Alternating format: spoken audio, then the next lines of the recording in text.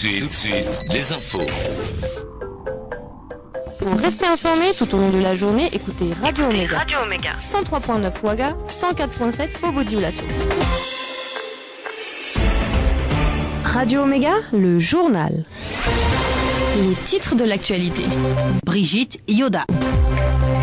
Madame, Monsieur, bonjour. Au sommaire, en visite en Suisse, le président malien écourte son séjour suite à l'attaque survenue hier dans le village de Sobankou qui a fait au moins 95 morts. Au Burkina, 19 personnes ont été tuées et 13 autres blessées dans une attaque dans la commune d'Arbinda, dans le Sahel. C'est dans ce contexte d'insécurité que le top départ de l'édition 2019 du CEP a été donné ce matin à Koubri. À la une également, après plusieurs semaines de suspension, le procès du putsch de septembre 2015 a repris ce matin. Et puis, polémique sur le don de riz de l'ambassade de Chine. C'est une aide humanitaire selon le chargé de communication de l'ambassade. Louis Wang est notre invité du jour. Il se prononce également sur la qualité du riz offert.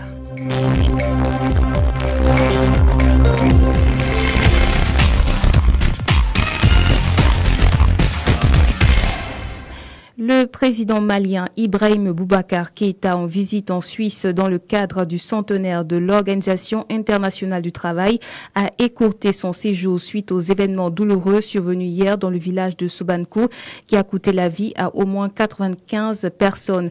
C'est avec une grande tristesse et une profonde consternation que j'ai appris la tragédie, les tragiques événements survenus dans la nuit de dimanche à lundi dans le village de Sobankou dans la commune de Sanga dans la région de Mopti qui ont coûté la vie à plusieurs de nos concitoyens, a indiqué le chef de l'État malien dans un communiqué avant de condamner un acte lâche, dit-il, et barbare que rien ne saurait justifier. Et le Premier ministre malien Boubou Cissé, accompagné du ministre de la Défense et de l'administration territoriale, a décollé ce matin de Bamako pour se rendre dans le village de Sobankou où plusieurs blessés et des personnes portées disparues ont été enregistrées. Sécurité toujours. Au Burkina, le ministère de la Défense a confirmé dans un communiqué publié hier soir l'attaque contre la commune d'Arbinda, région du Sahel, et des villages environnants perpétrés dans la nuit du 9 juin par des groupes armés terroristes. Ces attaques ont ciblé la population civile. Elles ont causé la mort de 19 personnes et ont fait 13 blessés, précise le communiqué qui ajoute qu'une vaste opération de ratissage et de sécurisation de la zone a été immédiatement déclenchée par les forces armées nationales. Ils sont plus de 419 000 élèves à prendre d'assaut les centres d'examen ce matin pour le certificat d'études primaires CEP. Du fait de l'insécurité, tous les élèves ne composeront pas aujourd'hui. Certains devront attendre la session spéciale prévue en septembre prochain. C'est ce qu'a fait savoir le ministre de l'Éducation qui a procédé au lancement des épreuves au centre d'examen de Tangsega dans la commune de Koubri dans le Kadiogo. Denis Zungrana. C'est après une visite de quelques salles d'examen que le ministre de l'Éducation nationale, Stanislas Waro, a procédé à l'ouverture de la première enveloppe contenant les épreuves. Comme les candidats au BEPC, CAP et BEPM, tous les candidats au CEP ne pourront pas débuter la composition ce mardi en raison de l'insécurité dans leur localité. C'est le cas de Gasseliki dont le sort a été scellé ce lundi. Le ministre Stanislas Waro. Nous avons malheureusement, au regard du contexte sécuritaire, été obligés d'annuler l'examen du CEP à Gasseliki parce que sur quelques villages après l'attaque de Arbinda, les populations se sont dispersées et il n'était pas possible de regrouper les enfants. Ils étaient au nombre de 68. Le spectre d'une année blanche plane cependant sur la tête de certains élèves. Nous sommes en train de faire la compilation et le vendredi nous ferons le point exact parce que nous attendons en fait donc l'arrêt des cours et les régions en proie aux défis sécuritaires. Donc il y a 6 régions et ces régions nous font parvenir au fur et à mesure la situation. Et donc nous serons dans les possibilités de pouvoir donc statuer le vendredi et très bientôt on pourra dire quels sont les élèves pour lesquels donc le Conseil des ministres prononcera une année blanche et quels sont les élèves pour lesquels donc il y aura une session spéciale d'examen. Débuté ce mardi, c'est le jeudi prochain que prennent fin les compositions. Les premiers résultats sont attendus pour le 20 juin prochain. Et le chef de la diplomatie burkinabé, Alpha Bari, a offert 100 ouvrages qui traitent des questions d'enquête policière, de terrorisme et de la cybercriminalité à l'Académie de police de Pabré. Une centaine de livres pour renforcer donc les capacités des élèves commissaires et officiers. La cérémonie de remise a eu lieu hier, Lamine Traoré. Le chef de la diplomatie burkinabé, Alpha Bari, à l'académie de police de Pabré, une vingtaine de kilomètres, sortie nord de Ouagadougou. Un don d'au moins 100 ouvrages qui traitent les questions d'enquête policière, de terrorisme et de la cybercriminalité. Et c'est le patron de la sécurité burkinabé, le ministre lui-même, qui reçoit le don au profit des élèves commissaires et officiers de police de l'académie, Ousseni Kompaoré. Il faut d'abord commencer par remercier le ministre des Affaires étrangères et de la coopération, Alpha Bari, pour avoir fait ce geste. C'est un don de savoir. Ces livres sont une source de savoir. Ces livres vont contribuer à améliorer le niveau de compréhension et de formation de nos policiers. En nous donnant ces livres, ce sont des armes en fait qu'il nous a données pour affronter le terrorisme. Le donateur du jour espère que ces livres vont participer à la formation de ces policiers. Alpha Bari, ministre des Affaires étrangères. C'est des ouvrages qui visent à contribuer modestement à la formation des élèves officiers et commissaires de police qui sont formés ici dans cette académie de police, qui est une académie nouvelle. Le gouvernement fait des efforts pour permettre donc une bonne formation de la police nationale. Et Dieu merci, nous avons de bons policiers. J'allais dire, Anne Griff se vend bien à l'extérieur. En tant que ministre des Affaires étrangères, je suis bien placé pour le savoir, puisque la police burkinabé est bien représentée dans les opérations de maintien de la paix un peu partout dans le monde. L'académie de police de Pabré, créée en 2015, est une école supérieure qui forme les élèves commissaires et les officiers de police. L'école possède une bibliothèque physique et un catalogue en ligne. D'ailleurs, la centaine d'ouvrages du ministre des Affaires étrangères sera elle aussi mise en ligne. Justice, comme annoncé en titre, le procès du putsch de septembre 2015 a repris ce mardi 11 juin après plusieurs renvois qui étaient entre autres liés à l'arrêt de travail des avocats. Nous y reviendrons. Après la justice, la santé, 6 morts ont été enregistrés pendant la grève sans service minimum observée par les syndicats de la santé. Fin mai dernier, c'est le bilan donné par Adam Hassanou, chargé de mission au ministère de la Santé et invité de votre émission. Ça nous concerne de ce matin. Parlons donc à présent de la nouvelle forme de grève du SYNCHA, des actes médicaux gratuits pour les patients. C'est ce qu'annonçait le syndicat national de la santé humaine et animale à partir du 7 juin au CHU Yalgado. Le mouvement est suivi selon le constat fait lundi par notre reporter Samira Guiré, mais à en croire certains témoignages, certains actes médicaux étaient payés. De son côté, la direction générale du CHU prévoit de prendre des dispositions. Au CHU Sourousanou de Bobo Dioulasso, l'opération caisse vide du SYNCHA est également respectée, constat de notre reporter Antoine Bonny. Pendant que le SYNCHA appelle les populations à ne rien payer pour leur prise en charge sanitaire, le gouvernement, quant à lui, en appelle au respect des mesures prises pour la continuité du recouvrement des recettes. À l'hôpital Sourousanou de Bobo Dioulasso, les usagers affirment avoir été pris en charge gratuitement. C'est le cas de François Bourreau. C'est madame qui se sent pas. On est arrivé, on nous a dit de faire l'échographie. On est arrivé à leur niveau, on nous dit que c'est gratuit. Le grand frère de Karim Ouedraogo a subi une intervention chirurgicale hier dimanche. Il dit également n'avoir rien payé. On a envoyé nos grands frères ici. Hier, mais Dieu merci, on a gagné l'opération. Si ce n'est pas un médicament là, on n'a rien payé. C'est les ordonnances seulement. On peut dire que non, ça va. Ouais, c'est respect. Certes, l'opération est bien appréciée par les usagers, mais François Bourreau appelle tout de même le gouvernement à se pencher sur les préoccupations des agents de santé. L'État, c'est nous aussi qui paie. C'est pas l'État seul. Ils doivent s'entendre. L'État dit de payer. C'est normal qu'on paie, mais ils doivent s'entendre. Notre souhait, c'est ça seulement. C'est une deuxième fois que le SYNCHA, le syndicat national des travailleurs de la santé humaine et animale, instaure une opération caisse vide. Cette fois-ci, du 7 juin au 1er septembre prochain, les agents de santé s'abstiennent de fournir les rapports statistiques et d'effectuer des missions et tournées. Et cela sur toute l'étendue du territoire national. Durant la même période, les actes qu'ils posent au profit des usagers seront gratuits. Antoine Bonny, Bobo Dioulasso, Radio Omega. On revient à Ouagadougou. Les 84 agents recrutés au profit de la CNSS en sit-in ce mardi dans l'enceinte de la dite structure sociale. Ces derniers, dont le test de recrutement a été annulé le 30 août 2018 pour fait de fraude, exigent leur réintégration.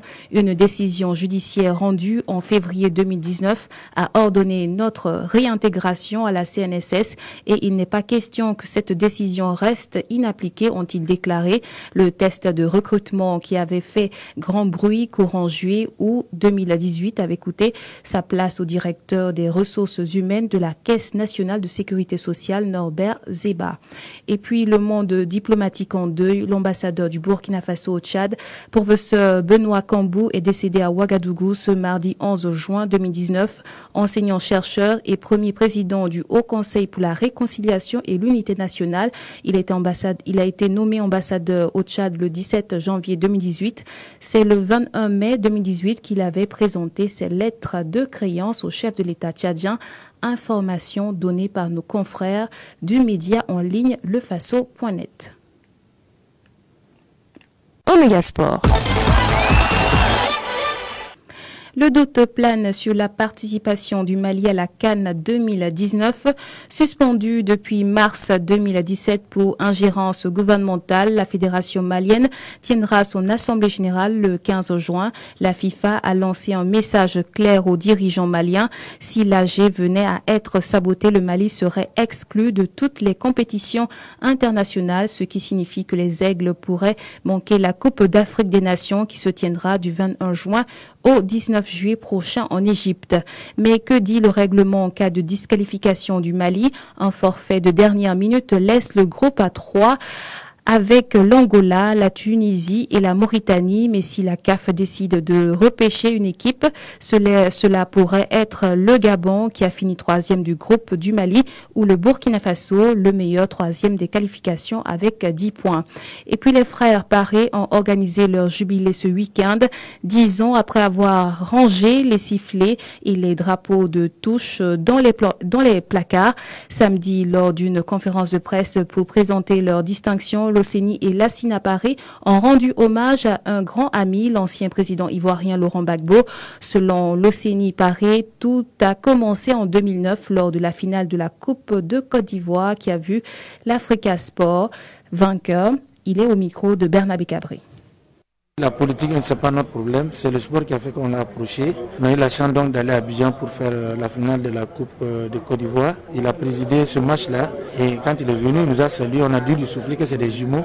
Il a tenu à le savoir, on a parlementé et puis il a demandé est-ce que demain notre temps nous permet. On a dit il n'y a pas de problème, il va nous envoyer des cartes d'invitation. Les cartes sont arrivées dans la nuit. Le matin à 6h, on s'est représenté à la place de la République et puis on a fêté l'indépendance avec toute la nation ivoirienne. Et jusqu'à quand il a fini, la cérémonie est finie, il nous a invités au repas des autorités. On a mangé avec les plus grandes autorités de la Côte d'Ivoire. Et après ça, il s'est retiré dans son salon, il nous a invités encore là-bas. Lui et nous les arbitres, plus le commissaire qui était sur le match. On a beaucoup discuté et puis on a lié amitié comme ça. Avant de nous quitter, il nous a dit qu'il nous inviterait parce qu'il y avait un match qui s'est propulsé à l'horizon. Les États devaient jouer contre les éléphants de Côte d'Ivoire à Abidjan là-bas. Il a promis de nous inviter. Effectivement, il a envoyé l'invitation. Malheureusement, moi j'avais un pied dans le plat, je n'ai pas pu aller. Mais mon frère jumeau et puis Djabi sont allés. Et puis ils sont venus, ils ont dit vraiment tout le bien qu'il leur a fait. Il était prêt, je vous dis honnêtement, à m'évacuer pour se soigner. Mais il dit qu'il a un peu peur de ce que ça va donner comme résultat diplomatique au niveau du Burkina. Ça l'a fait hésiter, mais néanmoins, il a quand même laissé une enveloppe pour que je puisse me soigner avec. Vous voyez que c'est des choses qu'on ne peut pas oublier. Merci à ce président, merci à toute la nation ivoirienne. Merci au Burkina Faso, à ses autorités aussi, qui ont été quelque chose pour que nous soyons ce que nous sommes aujourd'hui. L'invité de la rédaction. Polémique sur le don de riz dans l'ambassade de Chine. C'est une aide humanitaire selon le chargé de la communication de l'ambassade. Bowie Wang est notre invité du jour. Interrogé par Denis Zungrana, il se prononce également sur la qualité du riz offert. Bowie Wang, bonjour. Bonjour. Votre ambassade a procédé à la remise d'un don de vivres, notamment du riz, en destination de la population. Qu'est-ce qui a motivé à ce don? En fait, c'est un don, c'est une aide de nature humanitaire, c'est une aide alimentaire d'urgence humanitaire pour la population, les personnes déplacées, les personnes vulnérables. Et c'est une initiative à la demande du gouvernement et de la population au début de cette année pour soulager un peu la situation et les besoins les plus urgents pour ces personnes vulnérables. Et pourquoi du riz? Parce que nous avons beaucoup d'expérience concernant la production et nous pouvons garantir aussi la qualité de notre production de riz. Et puis aussi, on a étudié un peu la situation ici. Le riz, c'est une alimentation très consommée et ça contient beaucoup d'énergie. Donc on trouve que ça peut être convenable pour une aide d'urgence humanitaire. Il y a certains qui doutent de la qualité même du riz que vous avez offert. Qu'en est-il? Ça, je peux vous assurer que ce sont les mêmes riz qu'on a produits en Chine. Donc ce sont les mêmes riz qu'on a consommés ici avec les mêmes standards pour assurer la qualité de notre production. Ce don a créé la polémique sur la toile. Comment est-ce que vous interprétez cela? J'ai suivi un peu parce que tout d'abord, il faut préciser que c'est plutôt une aide humanitaire pour une situation particulière pour les populations, pour les personnes vulnérables. Ici, ce dont nous sommes en train de parler, il faut savoir que c'est vraiment une aide d'urgence que nous avons répondu favorablement très rapidement pour soulager vraiment une certaine crise. Alors on voit que ce riz donc est venu de la Chine. Beaucoup se posent la question, est-ce que ce n'est pas moins coûteux et tout même que de vous approvisionner au plan local? Parce que ça va rentrer plutôt dans un domaine un peu technique parce qu'on a des productions et on doit aussi contrôler la qualité, on doit aussi contrôler les standards dans notre production. Donc ça c'est plutôt plus faisable si on fait avec une telle quantité. Donc on pourrait acheminer les produits garantis assurés concernant la qualité aussi. Donc pour nous, ça va faciliter un peu pour qu'on donne les riz contrôlés. Pour l'aide humanitaire, nous n'avons pas l'habitude de s'approvisionner local. Il y a certains qui pensent qu'il y aurait des clauses qui permettraient à ce que le gouvernement puisse vendre ce riz, pourquoi pas aux commerçants. À votre niveau, est-ce que ces genres de clauses existent? C'est un don direct pour la population et notre politique, c'est que ça s'adresse directement à la population bien visée, donc c'est gratuit. Donc il n'y a pas un prix, il n'y a pas un coût. Alors, tantôt je le disais, donc le Burkina Faso produit également du riz. Malheureusement, les commerçants n'arrivent souvent pas à écouler leur production. Est-ce qu'avec la coopération, il y a un mécanisme, disons une formation, un apprentissage quelconque pour permettre à ces producteurs-là aussi de pouvoir se tirer d'affaires? Concernant la commercialisation, je pense que ça c'est quelque chose de plutôt commercial et privé. Donc c'est un peu décalé de notre domaine d'intervention. Merci Boyowan. Merci à vous, merci beaucoup. C'était l'invité de la rédaction.